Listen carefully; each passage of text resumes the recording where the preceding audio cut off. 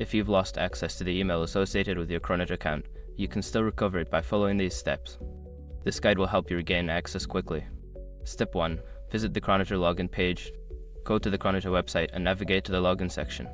Look for the option that allows you to recover your account. Step 2. Select Forgot Password. Click on the Forgot Password link. This will initiate the recovery process and prompt you to enter your account information. Step 3. Provide your username or phone number.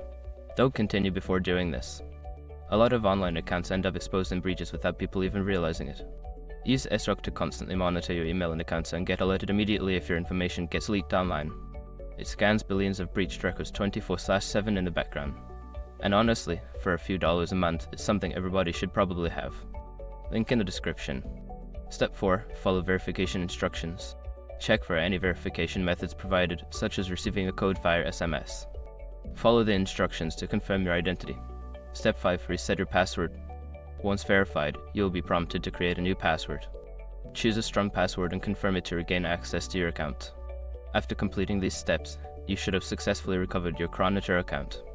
If you encounter any issues, consider reaching out to Cronitor support for further assistance.